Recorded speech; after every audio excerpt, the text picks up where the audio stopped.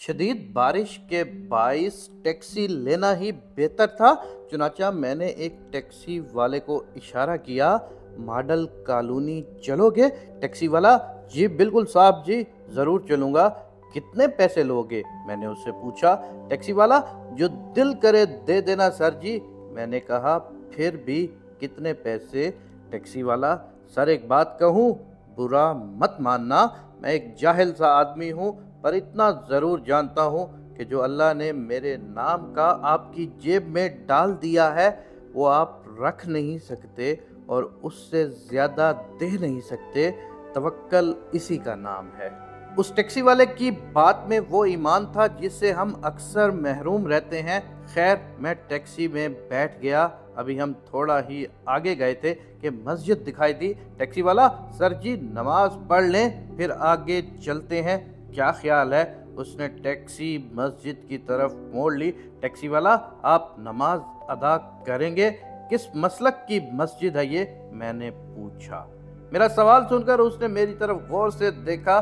باؤ جی، مسلک سے کیا لینا دینا، اصل بات تو سجدے کی ہے، اللہ کے سامنے جھکنے کی ہے۔ یہ اللہ کا گھر سب کا گھر ہے۔ میرے پاس کوئی عذر باقی نہیں تھا۔ نماز سے فارغ ہوئے اور اپنی منزل کی طرف بڑھنے لگے۔ سر جی، آپ نماز باقاعدگی سے ادا کرتے ہیں؟ کبھی پڑھ لیتا ہوں، کبھی غفلت ہو جاتی ہے۔ یہی سچ تھا۔ ٹیکسی والا: سر جی، جب غفلت ہوتی ہے تو کیا یہ احساس ہوتا ہے کہ غفلت ہو گئی ہے اور نہیں ہونی چاہیے؟ معاف کرنا، میں آپ کی ذات پر سوال نہیں کر رہا، لیکن اگر احساس ہوتا ہے تو اللہ ایک دن آپ کو ضرور نمازی بنا دے گا، اور اگر احساس نہیں ہوتا تو… اس نے دانستہ طور پر جملہ ادھورا چھوڑ دیا اور خاموش ہو گیا۔ اس کی خاموشی مجھے کاٹنے لگی۔ تو کیا؟ میرا لہجہ بدل گیا۔ ٹیکسی والا: اگر آپ ناراض نہ ہوں تو کہوں؟ ہاں بولو۔ ٹیکسی والا: اگر غفلت کا احساس نہیں ہو رہا نا، تو آپ اپنی آمدن کے وسائل پر غور کریں اور اپنے اللہ سے معافی مانگیں۔ کہیں نہ کہیں ضرور اللہ آپ سے ناراض ہے۔ ہم منزل پر پہنچ چکے تھے۔ میں نے اس کے توکل کا امتحان لینے کے لیے جیب سے 50 کا نوٹ نکالا اور اس کے ہاتھ پر رکھ دیا۔